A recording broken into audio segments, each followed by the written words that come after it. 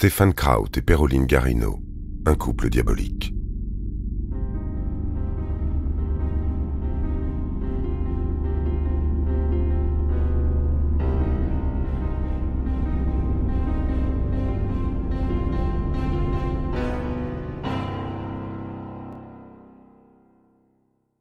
Le 22 juillet 2001, en un bel après-midi d'été, Karine Schaaf, une jeune fille de 16 ans, décide de rejoindre une amie qui habite un village voisin.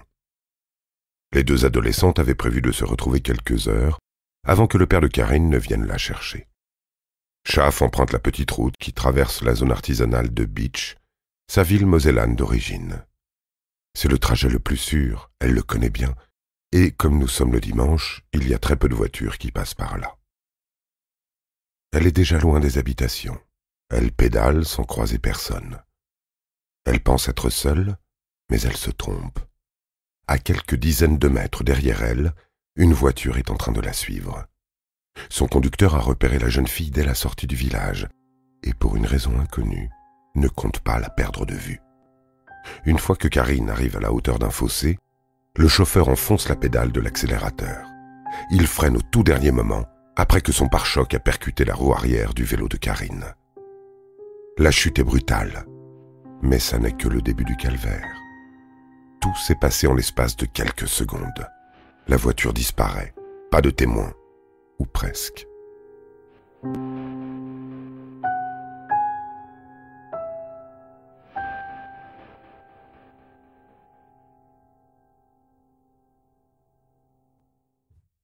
De l'autre côté de la route, un homme a assisté en partie au drame et prévient les gendarmes. Le témoin pense avoir vu une voiture blanche de type Mazda 323. Il n'en est pas sûr, mais heureusement, un morceau du phare clignotant pourra confirmer ou infirmer cette hypothèse. Les gendarmes notent également d'importantes traces de freinage conduisant tout droit au vélo. Le témoin dit avoir été surpris par l'ampleur du choc. Au moment où il a tourné la tête, la voiture était déjà en train de filer. Les gendarmes pensent dans un premier temps que la victime a été percutée accidentellement et que le conducteur a préféré prendre la fuite. Ce ne serait pas la première fois. Cependant, quelque chose ne va pas. Il n'y a plus aucune trace de la victime. Les gendarmes fouillent la zone à plusieurs dizaines de mètres à la ronde. Avec le choc, la personne qui était sur le vélo aurait pu facilement voler un peu plus loin. Mais une fois de plus, aucun corps n'est trouvé, pas même une goutte de sang. On pense alors que la personne a été transportée dans le véhicule. Le conducteur avait-il de bonnes intentions? Peut-être l'a-t-il emmené directement aux urgences. On contacte tous les hôpitaux de la région, mais aucune personne n'a été admise à la suite d'un tel accident. Entre-temps, une autre voiture passe à côté de la scène d'investigation. Au volant, l'homme paniqué décline son identité aux gendarmes.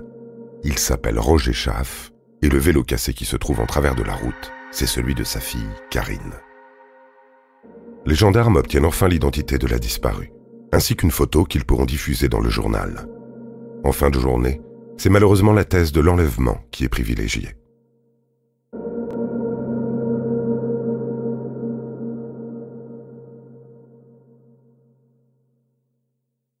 Le lendemain, des enquêteurs qui ont déjà travaillé sur des cas plus ou moins similaires sont envoyés sur les lieux de l'accident pour analyser le terrain. Les alentours sont fouillés. On sonde même l'étang qui se trouve à proximité, ainsi que la forêt voisine, celle de Mouterrousse. Mais celle-ci est bien vaste.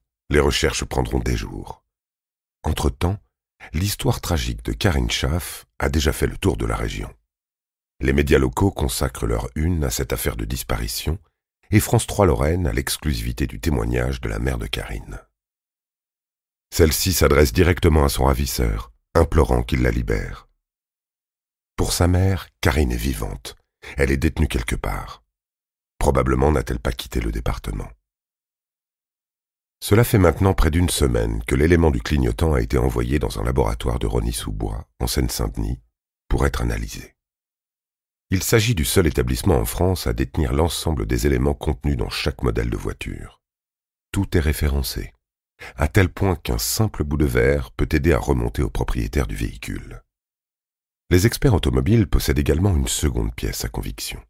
Il s'agit d'éclats de peinture blanche retrouvés à l'endroit du choc. Il va de soi que celle-ci provient du véhicule. Cependant, l'analyse de cette dernière prendra un peu plus de temps. Le clignotant confirme le modèle de la voiture, il s'agit bien d'une Mazda blanche. Les enquêteurs s'attaquent immédiatement aux fichiers de la préfecture des 2 départements les plus proches du lieu de l'accident, à savoir la Moselle et la Meurthe-et-Moselle. L'ordinateur ressort pas moins de 7000 immatriculations. Un travail colossal, mais heureusement, quelques jours plus tard, l'analyse de la peinture révèle un détail important. Celle-ci n'est présente que sur des modèles de Mazda produits entre 1983 et 1986. L'étau se resserre à une centaine de véhicules.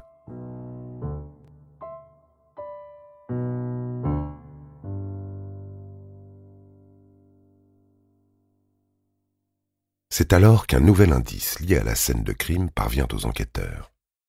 Sur la selle, des traces de gaz lacrymogène sont retrouvées, ce qui tend à prouver l'acharnement du ravisseur qui avait sans doute prémédité son geste.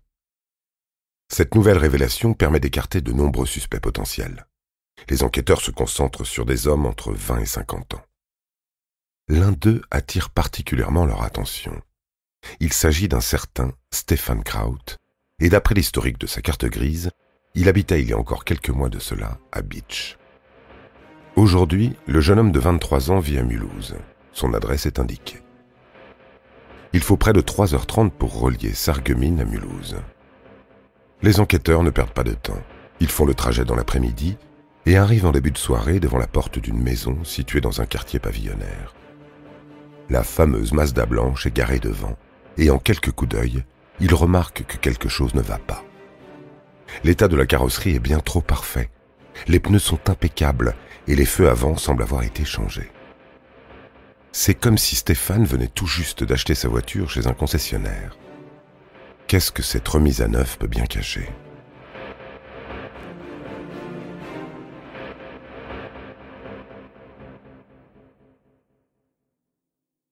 Quand les policiers toquent à la porte, une femme de moins de 20 ans vient leur ouvrir, un bébé de 3 mois dans les bras. Elle s'appelle Péroline. C'est la nouvelle petite amie de Stéphane. Les policiers demandent à voir ce dernier. Il est dans la cuisine et c'est comme s'il s'attendait à leur visite. Il a tout mis en place pour se faire prendre. Sur la table de la cuisine sont disposés des articles parlant de la disparition de Karine, mais aussi un annuaire ouvert à la page d'une casse automobile.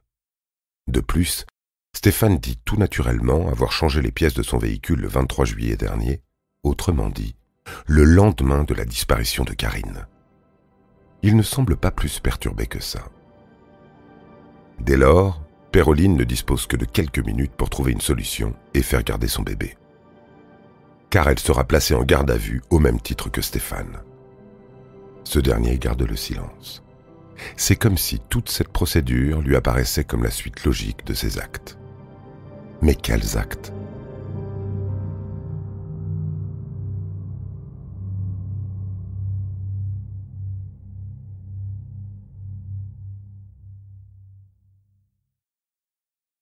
De retour à Sarreguemines, les policiers comptent bien le faire parler. Stéphane ne répond que très brièvement aux questions et sert toujours le même alibi. Le dimanche 22 juillet, il était à un salon de véhicules anciens. Péroline l'a accompagné. Elle le confirme, ils étaient bien dans la région de Bitche ce jour-là, mais seulement pour partager un moment avec d'autres passionnés de vieux modèles. Les policiers sentent que le couple leur cache quelque chose. Et le fait que Péroline se calque tant sur la version de Stéphane l'impliquerait tout autant que lui dans la disparition de Karine. D'autant que le lendemain matin, Stefan Kraut avoue tout, sans aucune difficulté. Karine est morte et il est prêt à conduire les enquêteurs auprès de son cadavre. Dans les bois, ces mêmes bois que les gendarmes ont fouillés pendant des jours sans rien trouver, le corps en partie carbonisé de Karine était enfoui près d'une clairière, mais ils n'avaient pas cherché au bon endroit.